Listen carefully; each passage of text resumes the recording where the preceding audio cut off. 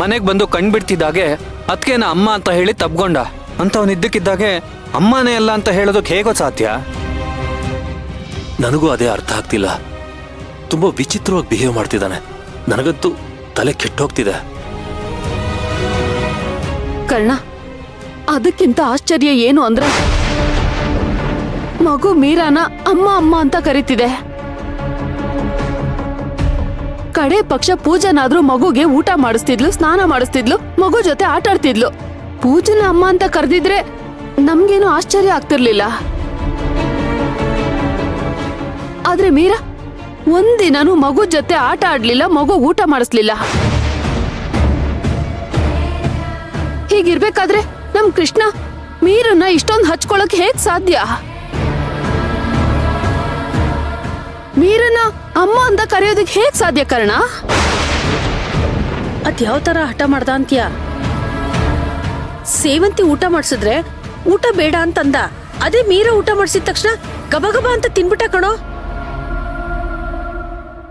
ಇದಕ್ಕೇನ ನಾನು ಇಷ್ಟೆಲ್ಲ ಕಷ್ಟಪಟ್ಟು ನಮ್ಮ ಮಗುನ ಹುಡುಕಿ ಹುಡುಕಿ ಇಲ್ಲಿ ಕರ್ಕೊಂಡು ಬಂದಿದ್ದು ಅನ್ಸ್ಬಿಟ್ಟಿದೆ.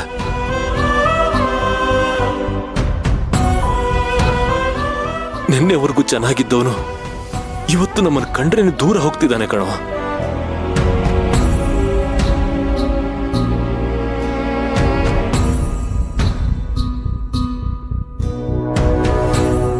ಕೃಷ್ಣ,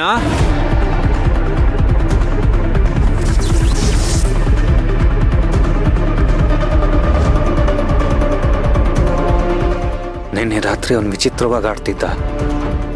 ಇದನ್ನ ಇವರೆಲ್ಲರ ತಾನು ಹೇಳ್ಬಿಡ್ಲಾ?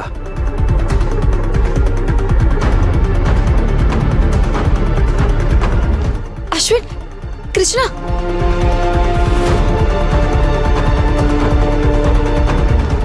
ಲೋ ಕೃಷ್ಣ, ನಿನ್ನೆ ಅವ್ನು ಕಳೆದು ಹೋಗೋವರೆಗೂ ಕರೆಕ್ಟ್ ಆಗೇ ಇದ್ದ. ವಾಪಸ್ ಸಿಕ್ಕಿದ್ಮೇಲೆ ಅವ್ನು ಸರಿಯಾಗಿ ಮಾತೇ ಆಡ್ತಿರ್ಲಿಲ್ಲ. ಅದರಿಂದ ಏನಾದ್ರೂ ಸಮಸ್ಯೆ ಆಯ್ತಾ? ಎಲ್ರ ಮುಂದೆ ಅದನ್ನ ಹೇಳ್ಬಿಡ್ಲಾ? ಬೇಡ, ಮೊದಲೇ ಗಾಬರಿ ಆಗಿದ್ದಾರೆ, ಆಮೇಲೆ ಇನ್ನೂ ಗಾಬರಿ ಆಗ್ತಾರೆ. ಬೇಡಪ್ಪ, ಈಗೇನಾದ್ರೂ ಹೇಳಿದ್ರೆ ಅದು ಇನ್ನೂ ದೊಡ್ಡ ಸಮಸ್ಯೆ ಆಗತ್ತೆ. ಅರ್ಜುನ, ಸಮಾಧಾನ ಮಾಡ್ಕೊಳ್ಳೋ. ಅಣ್ಣ ಅಳ್ಬೇಡ ಪ್ಲೀಸ್. ನಾನು ಹೇಗ್ ಸಮಾಧಾನ ಮಾಡ್ಕೊಳ್ಳಿ? ನನ್ನ ಮಗು ಅಂದ್ರೆ ನನಗೆ ಎಷ್ಟಿಷ್ಟ ಅಂತ ನಿನಗೆ ಗೊತ್ತಲ್ಲಮ್ಮ. ಅವನ್ ನನ್ನಿಂದ ದೂರ ಹೋಗ್ತಿದ್ರೆ ನನ್ನ ಕೈಲಿ ತಡ್ಕೊಳಕ್ ಆಗ್ತಿಲ್ಲ. ಇನ್ನ ಸೇವಂತಿ ಹೇಗ್ ತಡ್ಕೋತಾಳೆ? ಎಲ್ಲಾರನ್ನೂ ಬಿಟ್ಟು ಮಗು ಮೀರನ್ ಹಚ್ಕೊಳ್ಳೋದಕ್ಕೆ ಹೇಗೆ ಸಾಧ್ಯ?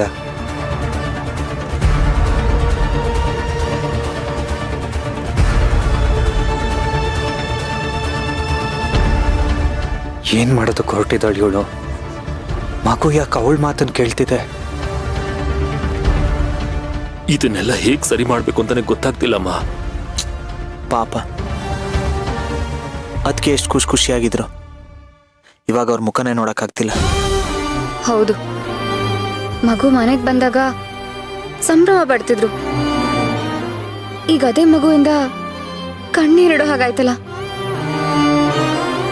ಇಲ್ಲ, ಇವಳೆ ಏನೋ ಕಿತಾಪತಿ ಮಾಡಿದಾಳೆ ಅನ್ಸತ್ತೆ. ಆ ಮೀರಾಗ್ 4 ಬಾರಿಸಿ ಏನ್ ಮಾಡಿದ್ಯಾ ಅಂತ ಕೇಳಿದ್ರೆ ಎಲ್ಲ ಬಾಯ್ ಬಿಡ್ತಾಳೆ. ಹೋಗ್ ಕೇಳ್ತೀನಿ. ಬೇಡ ಕರ್ಣ, ನೀನೇನೂ ಮಾಡಕ್ ಹೋಗ್ಬೇಡ. ಆಮೇಲೆ ಅದರಿಂದ ಇನ್ನೇನೋ ಆಗೋದ್ರೆ ಕಷ್ಟ. ಅಲ್ಲ ಅರ್ಜುನ್, ಇಷ್ಟೆಲ್ಲ ಆಗ್ತಿದ್ರು ನೋಡ್ಕೊಂಡು ಸುಮ್ಮನೆ ಇರ್ಬೇಕಾ? ಆತರ ಪಟ್ರೆ ಸಮಸ್ಯೆ ಇನ್ನು ದೊಡ್ಡದಾಗತ್ತೆ ಕಣೋ. ಹಾಗಾದ್ರೆ ಈಗ ಏನ್ ಮಾಡು ಅಂತ್ಯಾ? ಏನ್ ಮಾಡೋದು ಅಂತ ನನಗೂ ಗೊತ್ತಾಗ್ತಿಲ್ಲ.